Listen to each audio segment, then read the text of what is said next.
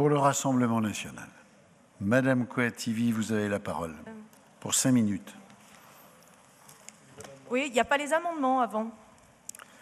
Ah non, on s'exprime d'abord sur le texte et puis après on l'amende et puis après on donne les explications de vote. D'accord. Donc, nous ne pouvons qu'applaudir dès demain un projet qui voudrait faire de notre région la première région durable d'Europe, puisqu'au-delà de nos différents politiques, notre planète est notre bien commun. Mais attention, il s'agit là que d'un objectif, pas d'une stratégie. Votre stratégie sera les choix que vous retiendrez pour parvenir à des résultats tangibles.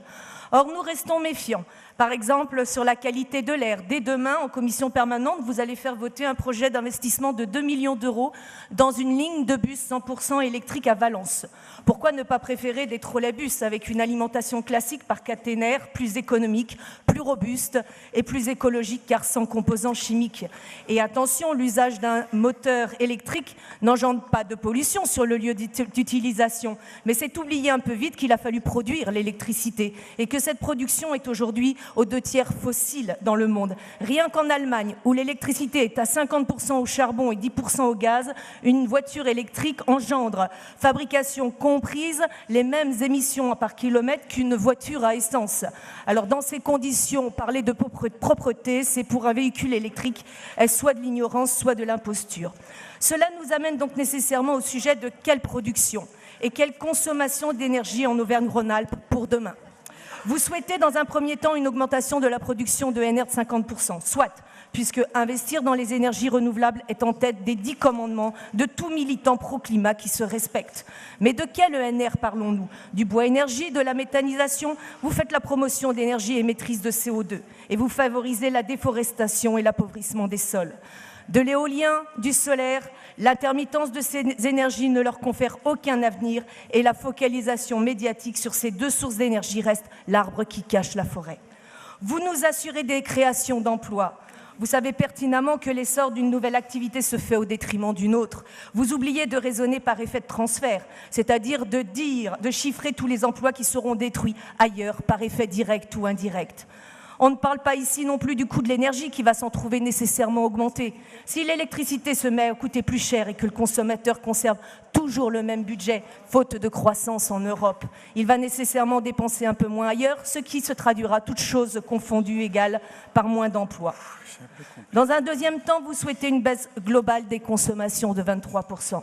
Vous nous dites « cela se fera de façon indolore grâce à l'efficacité énergétique. On va pouvoir produire toujours plus en consommant beaucoup moins sans créer la moindre perte dommageable à cette bonne vieille planète. » Foutaise, certes l'efficacité énergétique augmente, mais dans la mesure où mondialisation oblige, il s'agit de toujours produire plus pour consommer plus. La consommation d'énergie ne pourra cesser de décroître.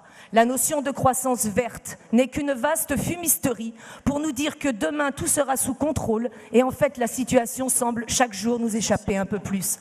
La bonne solution aujourd'hui est de savoir comment gérer un monde sans croissance, là où la baisse du pouvoir d'achat va devenir la règle. Notre priorité doit être d'investir dans des moyens efficaces par euro dépensé. Pour cela, à l'heure actuelle, la première solution reste de promouvoir le nucléaire qui arrive en tête des actions les plus efficaces de CO2 évité par euro investi. Il va falloir aussi dégonfler les métropoles et retrouver des noyaux urbains à taille plus modeste et mieux répartis sur le territoire. Il va falloir conserver notre indépendance de choix énergétique, ne pas ouvrir nos concessions de barrages hydroélectriques à la concurrence, notamment à Total, ne pas accepter des accords CETA ou TAFTA qui ruinent nos agriculteurs et notre biodiversité. Il va enfin falloir apprendre à reconsidérer comme normal de payer cher nos objets, d'en avoir moins, de ne pas s'attendre à ce qu'ils soient remplacés dans l'heure par un objet toujours plus performant et moins cher. Il va falloir produire et consommer mieux. Il va falloir produire et consommer local. Et il va falloir choisir entre la concurrence ou l'environnement. Parce que l'espace de jeu collectif se réduit un peu plus chaque année. Là encore, les notions de priorité nationale, de protection de nos frontières, de protection de notre économie, protection de nos moyens de production énergétique doivent primer sur tout le reste.